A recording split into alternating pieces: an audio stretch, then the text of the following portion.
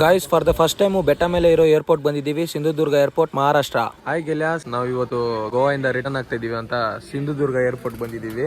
ಇಲ್ಲಿ ನೋಡಿದ್ರೆ ನಮ್ಮ ಬಂಗಾರಪೇಟೆಯಲ್ಲಿ ಬಸ್ ಸ್ಟ್ಯಾಂಡ್ ಅಲ್ಲಿ ಏನನ್ನ ಸುಮಾರು 100 ಜನ ಇದ್ರು ಕೂಡ ಇಲ್ಲಿ ನಾವೊಂದ್ 7 ಜನ, ಅಲ್ಲೊಂದ್ 4 ಜನ ಕುತ್ಕೊಂಡವ್ರೆ. ಸೀರಿಯಸ್ ಆಗಿ ನಾವು ಶಾಕ್ ಆಗೋಯ್ತು. ಅದು ಬೇರೆ ಈ ಕಾಡುಗಳ ಸೆಂಟ್ರಲ್ ಇರೋದು ಈ ಏರ್ಪೋರ್ಟ್. ಸಿಕ್ಕಾಪಟ್ಟೆ ಬೇಜಾರಾಗಿ ಹೋಗಿದೆ ನಮ್ಗೆ. ನೋಡಿ ಗೈಸ್, ಬರೀ ಕಾಡು. ನಮ್ಗಂತೂ ದೇವರಣೆಗೂ ಫಸ್ಟ್ ಟೈಮ್ ಏರ್ಪೋರ್ಟ್ ಬಂದಿದ್ದೀವಿ. ಸಿಕ್ಕಾಪಟ್ಟೆ ಕ್ಯೂರಿಯಾಸಿಟಿಯಿಂದ ಬಂದಿದ್ವಿ.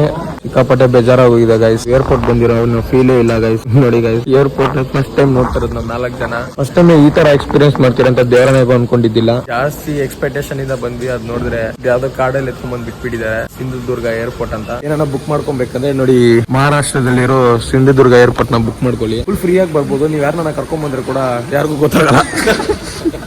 ನಮ್ ಕುಚ್ಬೈಗಾನು ಸೀರಿಯಸ್ ಆಗಿ ಆಧಾರ್ ಕಾರ್ಡ್ ಕೂಡ ಸಿಕ್ಕಾಪಟ್ಟೆ ಬೇಜಾರ್ ಮಾಡ್ಬಿಟ್ರು. ಅವರೇ ಬೇಜಾರಾಗ್ಬಿಟ್ಟು ನೀನ್ ಹೋಗ್ಬಿಡಿ